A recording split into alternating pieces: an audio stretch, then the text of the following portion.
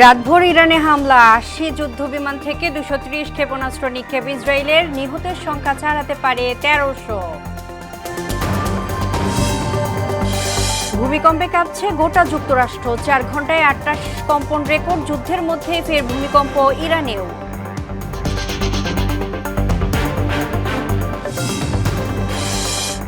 ঝিনাইদহে তেল নেয়াকে কেন্দ্র করে সংঘর্ষে যুবক নিহত। রাজধানী পাম্পে দীর্ঘ সারি, পর্যাপ্ত মজুদ আছে, উদ্বেগের কিছু নেই জানালেন জ্বালানি মন্ত্রী।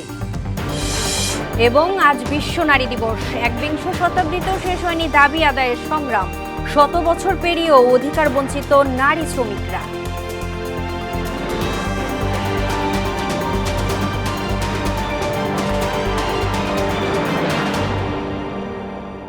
আসসালামু আলাইকুম, স্বাগত মোহনের সংবাদে। এতক্ষণ শুনছিলেন শিরোনাম, পুরো সংবাদের সঙ্গে আছি আমি তাজরিন আহার মুক্তি। রাতভর বিস্ফোরণে কেঁপেছে মধ্যপ্রাচ্য। তেহরান সহ ইরানের বিভিন্ন স্থানে একাধিক বড় বিস্ফোরণের খবর পাওয়া গেছে। ইসরায়েলি সামরিক বাহিনীর দাবি, এই অভিযানে ৮০-ও বেশি যুদ্ধবিমান অংশ নিয়ে ইরানেও গুরুত্বপূর্ণ সামরিক স্থাপনায় ব্যাপক হামলা চালিয়েছে। কাতার ভিত্তিক সংবাদ মাধ্যম আল জাজিরা জানিয়েছে, হামলায় ইরানের নিহতের সংখ্যা ১৩০০ ছাড়িয়ে যেতে পারে। এদিকে ইসরায়েল প্রথমবারের মতো ইরানের তেল ক্ষেত্র ও তেলের অবকাঠামোতেও হামলা চালিয়েছে। বিস্তারিত প্রিয়াঙ্কা নিতুর ডেস্ক রিপোর্টে। রাতভর ইরানের রাজধানী তেহরান সহ বিভিন্ন স্থানে বড় বিস্ফোরণের ঘটনা ঘটেছে। ইসরায়েলি সেনাবাহিনীর দাবি, এ হামলায় ৮০টির বেশি যুদ্ধবিমান অংশ নিয়ে ইরানের বিভিন্ন সামরিক স্থাপনায় প্রায় ২৩০টি ক্ষেপণাস্ত্র নিক্ষেপ করেছে। লক্ষ্যবস্তুর মধ্যে ছিল IRGC সংশ্লিষ্ট একটি সামরিক বিশ্ববিদ্যালয়, ক্ষেপণাস্ত্র ভাণ্ডার, সামরিক বাংকার ও উৎক্ষেপণ অবকাঠামো। ইসরায়েল প্রথমবারের মতো ইরানের তেল ক্ষেত্র ও তেলের অবকাঠামোতেও হামলা চালিয়েছে। এতে শুধু সামরিক নয়, গুরুত্বপূর্ণ অর্থনৈতিক স্থাপনাও এখন লক্ষ্যবস্তুতে পরিণত হয়েছে। কাতার ভিত্তিক সংবাদ মাধ্যম আল জাজিরা জানিয়েছে, হামলায় ইরানে নিহতের সংখ্যা ১৩০০ ছাড়িয়ে যেতে পারে। অন্যদিকে মার্কিন প্রেসিডেন্ট ডোনাল্ড ট্রাম্প দাবি করেছে, সাম্প্রতিক দিনগুলোতে মার্কিন বাহিনী ৪২টি ইরানি নৌযান ধ্বংস করেছে এবং ইরানের বিমান বাহিনী ও টেলিযোগাযোগ ব্যবস্থার বড় অংশ অকার্যকর করা হয়েছে। এদিকে ইরানের পররাষ্ট্রমন্ত্রী আব্বাস আরাকচি মার্কিন প্রেসিডেন্ট ডোনাল্ড ট্রাম্পকে সতর্ক করে বলেছেন যে, যদি যুক্তরাষ্ট্র উত্তেজনা বাড়াতে চায় তাহলে ইরানের সশস্ত্র বাহিনী তার জন্য প্রস্তুত আছে। তিনি বলেন, ইরানের প্রেসিডেন্ট মাসুদ পেজেশকিয়ান এই অঞ্চলে উত্তেজনা কমানোর জন্য যে আগ্রহ দেখিয়েছিলেন তা ট্রাম্প ইরানের সক্ষমতাকে ভুলভাবে ব্যাখ্যা করার কারণে তাৎক্ষণিকভাবে নষ্ট হয়ে যায়। বিশ্লেষকদের মতে, সাম্প্রতিক এই হামলা ও পাল্টা হুমকির ঘটনায় মধ্যপ্রাচ্যে উত্তেজনা নতুন মাত্রা পেয়েছে। সামরিক স্থাপনার পাশাপাশি তেল অবকাঠামোকে লক্ষ্যবস্তু করা হলে তা আঞ্চলিক অর্থনীতি ও বৈশ্বিক জ্বালানি বাজারেও বড় ধরনের প্রভাব ফেলতে পারে। প্রিয়াঙ্কা নিতু, মোহনা সংবাদ। যুক্তরাষ্ট্রের বিভিন্ন অঙ্গরাজ্যে একের পর এক ভূমিকম্প অনুভূত হচ্ছে। সর্বশেষ তথ্য অনুযায়ী মাত্র ৪ ঘন্টার মধ্যে দেশটির বিভিন্ন এলাকায় অন্তত ২৮টি মৃদু মাত্রা ভূমিকম্প রেকর্ড করা হয়েছে। ভূমিকম্পন পর্যবেক্ষণকারী সংস্থা USGS এর তথ্য বলছে, গত ২৪ ঘন্টায় যুক্তরাষ্ট্র জুড়ে ১.৫ বা তার চেয়ে বেশি মাত্রার মোট ১০৮টি ভূমিকম্প হয়েছে। গত ৭ দিনে এই সংখ্যা দাঁড়িয়েছে ৭৩১টিতে। এদিকে ফের ইরানের বন্দর আব্বাসের ৭৪ কিলোমিটার পশ্চিমে ৪.১ মাত্রার ভূমিকম্প আঘাত হেনেছে। এর গভীরতা ছিল ১০ কিলোমিটার। জ্বালানি তেল এখন যেন সোনার হরিণ। সেই হরিণ পেতে রাজধানী জুড়েই ভয়াবহ পরিস্থিতি।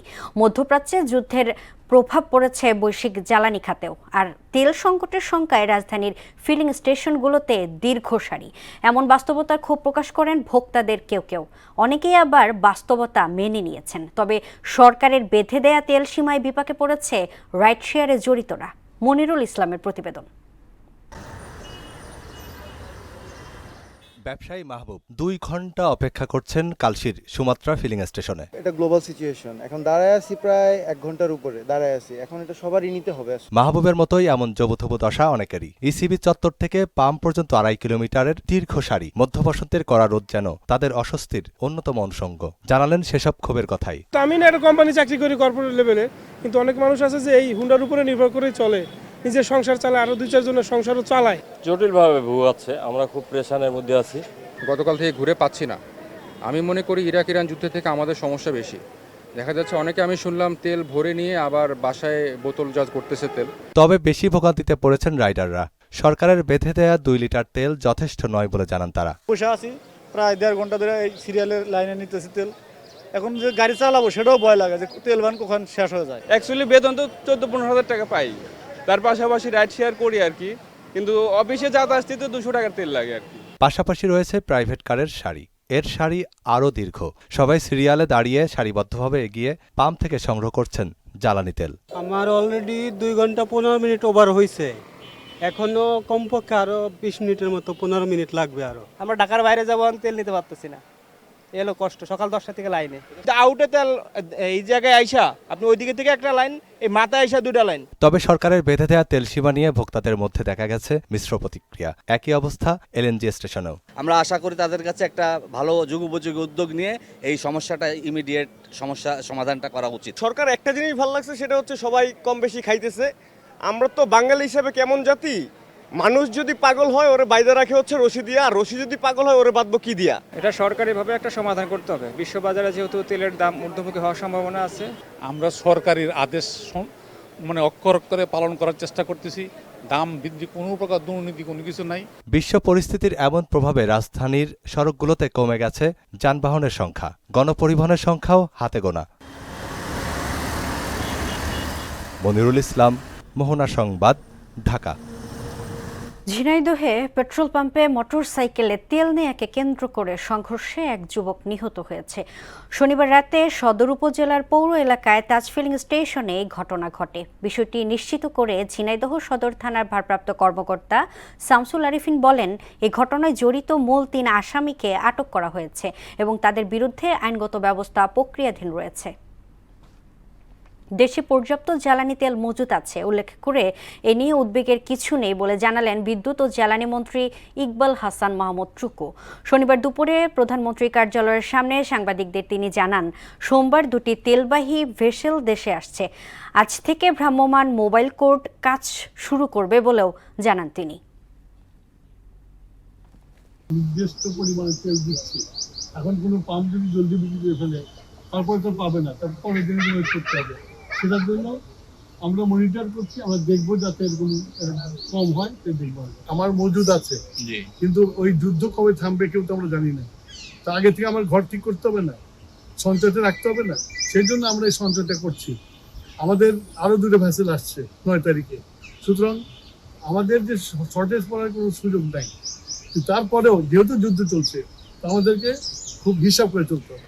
মধ্যপ্রাচ্যে যুদ্ধের প্রভাব পড়েছে বৈশ্বিক জ্বালানি খাতে, আর তেল সংকটের শঙ্কায় রাজধানী সহ দেশের ফিলিং স্টেশনগুলোতে দীর্ঘ সারি। দর্শক, এ নিয়ে আরও জানাতে রাজশাহী থেকে যুক্ত হচ্ছেন সহকর্মী মেহেদি হাসান শ্যামল। শ্যামল, রাজশাহীতে মজুতকৃত তেলের সর্বশেষ কি তথ্য আছে আপনার কাছে, এবং এ বিষয়ে সাধারণ মানুষ কি বলছে, বিস্তারিত জানাবেন।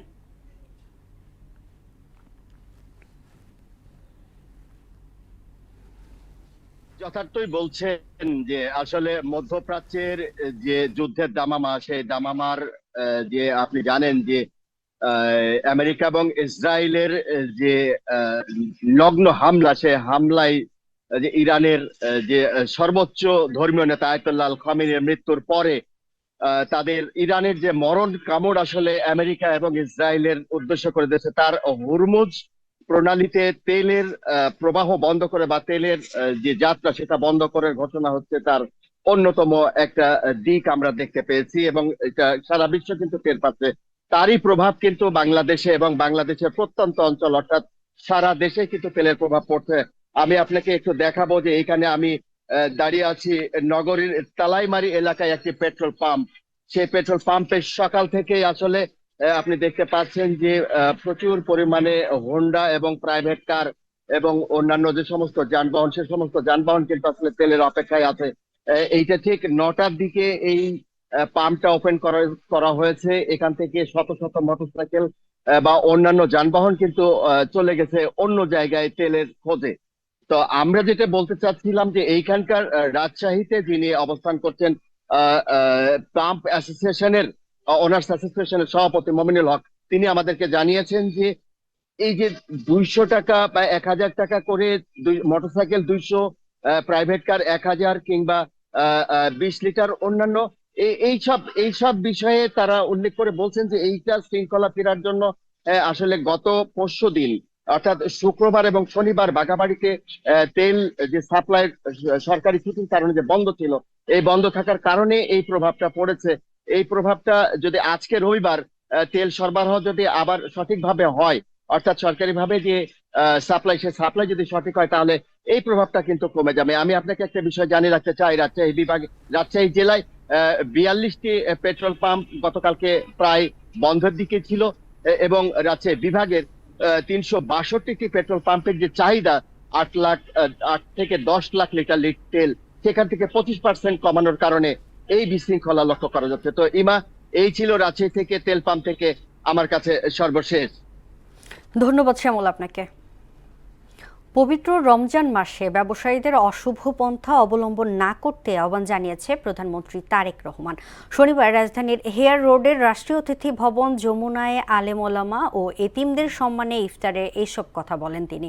এ সময় প্রধানমন্ত্রী আরও বলেন, দেশে পিছিয়ে পড়া জনগোষ্ঠীকে স্বাবলম্বী করতে জাকাত ব্যবস্থাপনাকে সুশৃঙ্খল ও আরও কার্যকর করতে ব্যবস্থা গ্রহণ করবে সরকার। পবিত্র রমাদান মাসেও যারা অশুদ্ধ পন্থা অবলম্বন করছে, আপনাদের প্রতি আমার বিনীত আহ্বান, অনুগ্রহ করে আপনারা মানুষকে কষ্ট দেবেন না। সুপরিকল্পিত এবং সুসংগঠিতভাবে জাকাত বন্টন না করায় বিত্তবান ব্যক্তির জাকাত আদায় হয়তোবা হয়ে যাচ্ছে, কিন্তু জাকাতের অর্থ দারিদ্র্য বিমোচনে কতটা ভূমিকা রাখতে সক্ষম হচ্ছে, এটি মনে হয় একটি বেশ বড় প্রশ্ন। আন্তর্জাতিক নারী দিবস আজ। এবার দিবসটি পালিত হবে অধিকার ন্যায় বিচারের উদ্যোগ স্বপ্নারের জন্য হোক এই প্রতিপাদ্যে। যদিও দিবসের 100 বছর পরও নিজেদের অধিকার বঞ্চিত মনে করছেন নারী শ্রমিকরা। 21 শতাব্দীতে এসেও শেষ হয়নি তাদের জীবন ধারণের যুদ্ধ এবং অধিকার আদায়ের সংগ্রাম। উষা ফেরদৌসের রিপোর্ট। ইতিহাসের অন্যতম নারী বিপ্লবী জোয়ান অব আর্ক, যিনি ফ্রান্সের স্বাধীনতা যুদ্ধের স্বপ্ন দেখিয়েছিলেন, তার জন্মস্থানের এক নদীর তীরে বসে ইংল্যান্ডের বিরুদ্ধে যুদ্ধে নেতৃত্ব দেওয়া সহ 70টি অভিযোগ তুলে এই বিপ্লবীকে পুড়িয়ে মারা হয়। অধিকারের জন্য জোয়ান অব আর্কের এই লড়াইয়ের ইতিহাস আজ থেকে 600 বছর আগের।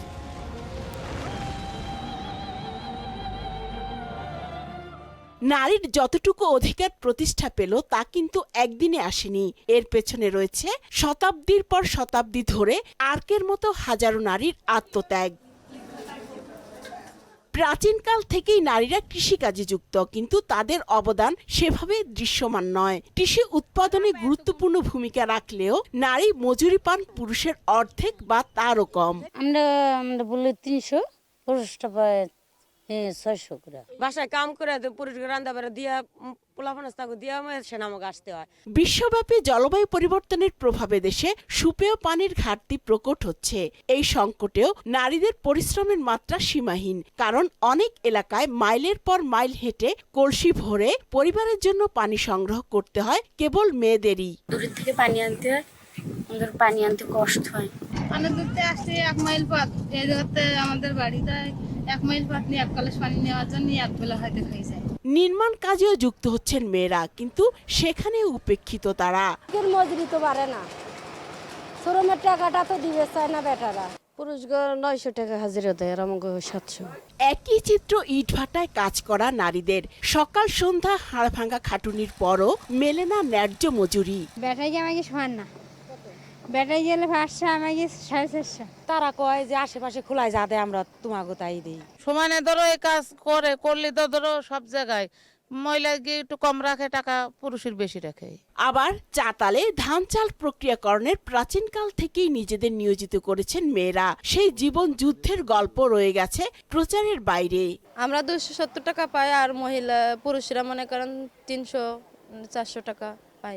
আমরা তো মহিলা মানুষ, আমাকে মহিলাদের একটু কমই চলে, পুরুষদের একটু বেশি চলে। অনেক কষ্টে জীবন যাপন করি আমরা, আল্লাহ কত কষ্ট করি চলা লাগে।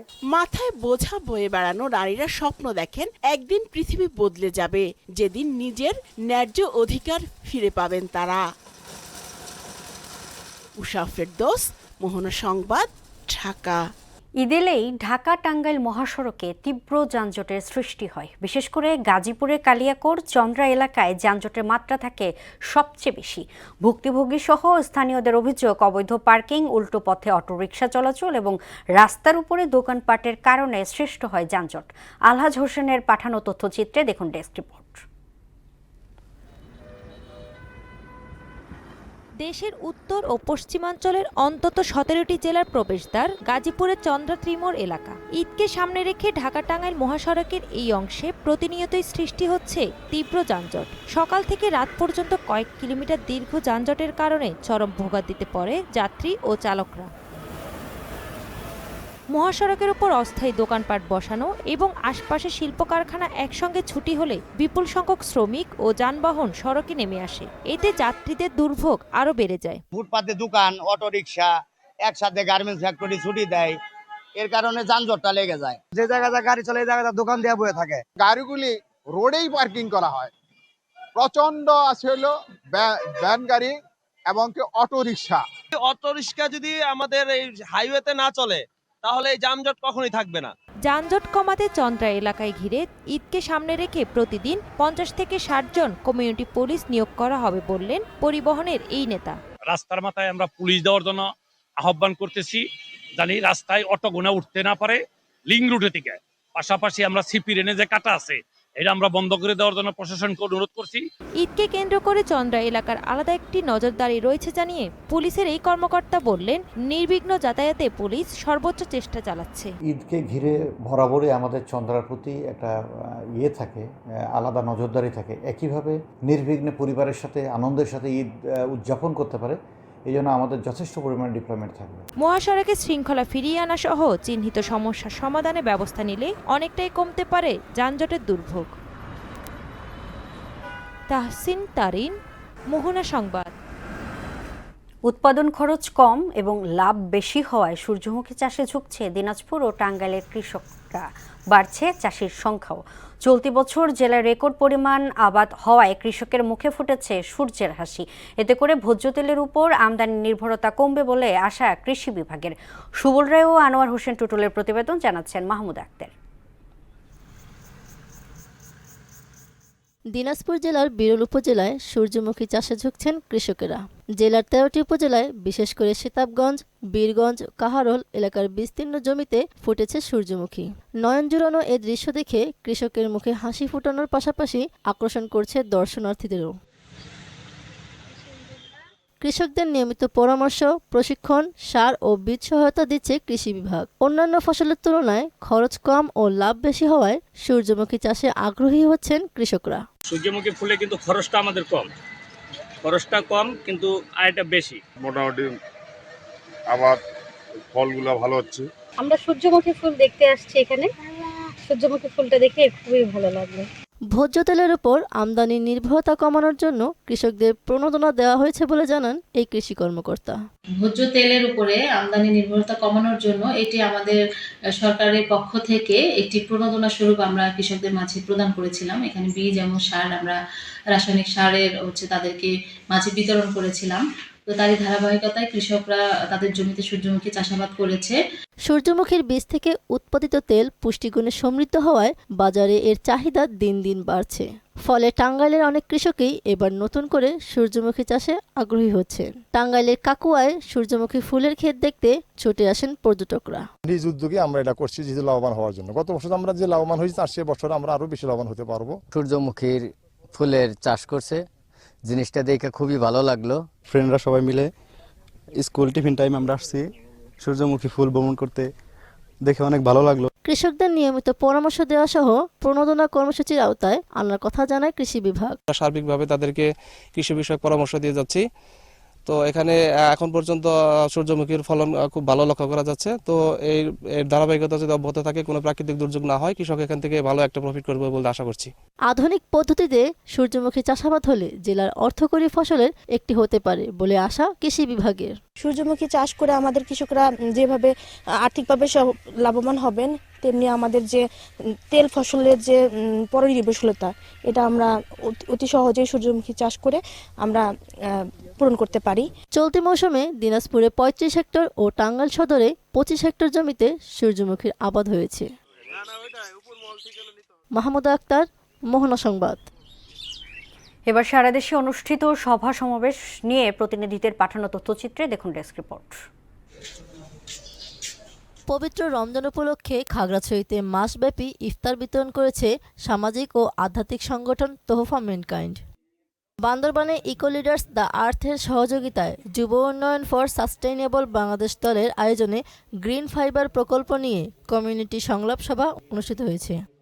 ময়মনসিংহের 30 সালে দ্য ডিসেন্টের আয়োজনে উপজেলা পরিষদ হলরুমে দিনব্যাপী fact checking and digital verification বিষয়ক প্রশিক্ষণ কর্মশালা অনুষ্ঠিত হয়েছে। আন্তর্জাতিক নারী দিবস উপলক্ষে গাইবান্ধায় বিভিন্ন নারী সংগঠন মানববন্ধন ও সমাবেশ করেছে। ফরিদপুরের ডিক্রিচর ইউনিয়নের পালঢাঙ্গি আশ্রয়ন প্রকল্পের দুর্গম চরাঞ্চলে বসবাসরত সুবিধাবঞ্চিত 50টি পরিবারের মাঝে রমজানের খাদ্যপণ্য ও ঈদ সামগ্রী বিতরণ করেছে স্বেচ্ছাসেবী সংগঠন সংযোগ। আন্তর্জাতিক নারী দিবস 2026 উপলক্ষে নারীর প্রতি বৈষম্য ও অমানবিক আচরণের প্রতিবাদ এবং নারীর সম অধিকার প্রতিষ্ঠার দাবিতে চাঁপাইনবাবগঞ্জে মানববন্ধন অনুষ্ঠিত হয়েছে। সিরাজগঞ্জ কল্যাণ ট্রাস্ট ও জেলা পরিষদের উদ্যোগে 186 জন ছাত্রছাত্রীদের মাঝে শিক্ষাবৃত্তির চেক বিতরণ করেন জেলা প্রশাসক আমিনুল ইসলাম। বর্তমান বৈশ্বিক সংকট মোকাবেলায় জাতীয় পর্যায়ে বিদ্যুৎ ও জ্বালানি সাশ্রয়ের লক্ষ্যে রাঙ্গামাটিতে সংশ্লিষ্ট স্টেক হোল্ডারদের সঙ্গে জেলা প্রশাসনের আলোচনা সভা অনুষ্ঠিত হয়েছে। পবিত্র মাহে রমজানে রাঙ্গামাটির বরকল উপজেলার সীমান্তবর্তী ভূষণছড়া ও বড় হরিণা ইউনিয়নে অসহায় ও দুস্থদের মাঝে মানবিক সহায়তা দিচ্ছে হরিণা বিজিবি জোন।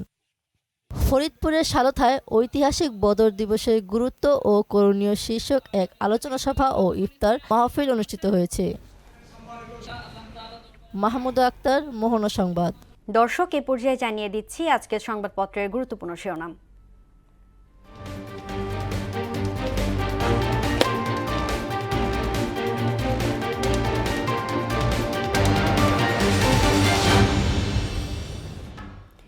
দর্শক, প্রথম আলো শিরোনাম করেছে কঠোর হামলার হুমকি অনড় ইরান।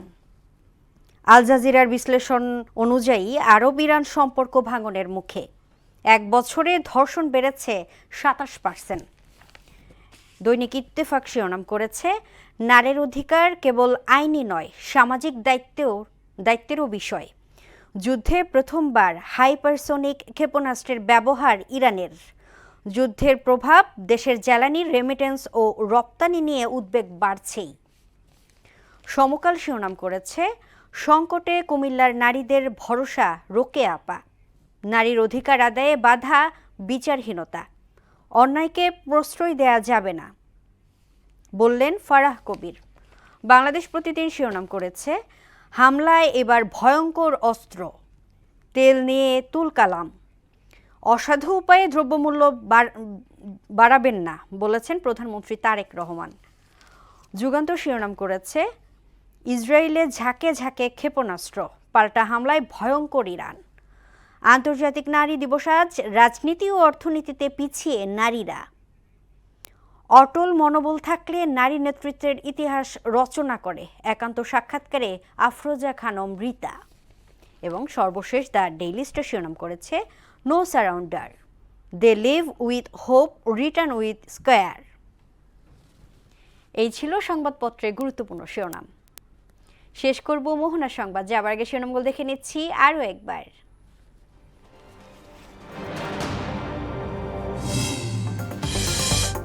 রাতভর ইরানে হামলা, 80 যুদ্ধবিমান থেকে 230 ক্ষেপণাস্ত্র নিক্ষেপে ইসরায়েলের। নিহতের সংখ্যা ছাড়াতে পারে 1300। ভূমিকম্পে কাঁপছে গোটা যুক্তরাষ্ট্র, 4 ঘন্টায় 28 কম্পন রেকর্ড। যুদ্ধের মধ্যে ফের ভূমিকম্প ইরানেও। ঝিনাইদহে তেল নেয়াকে কেন্দ্র করে সংঘর্ষে যুবক নিহত। রাজধানী পাম্পে দীর্ঘ সারি, পর্যাপ্ত মজুদ আছে, উদ্বেগের কিছু নেই জানালেন জ্বালানি মন্ত্রী। এবং আজ বিশ্ব নারী দিবস, 21 শতাব্দীতেও শেষ হয়নি দাবি আদায়ের সংগ্রাম। 100 বছর পেরিয়ে অধিকার বঞ্চিত নারী শ্রমিকরা। এই ছিল মোহনার সংবাদের পরবর্তী সংবাদ দুপুর 1টায়। এর আগে সকাল 11টায় দেখবেন সংবাদ এক নজরে। মোহনা সবশেষ খবর জানতে ভিজিট করুন www.mohana.tv। সংবাদ দেখতে পারেন ফেসবুক ও ইউটিউবে। এতক্ষণ সঙ্গে থাকার জন্য ধন্যবাদ।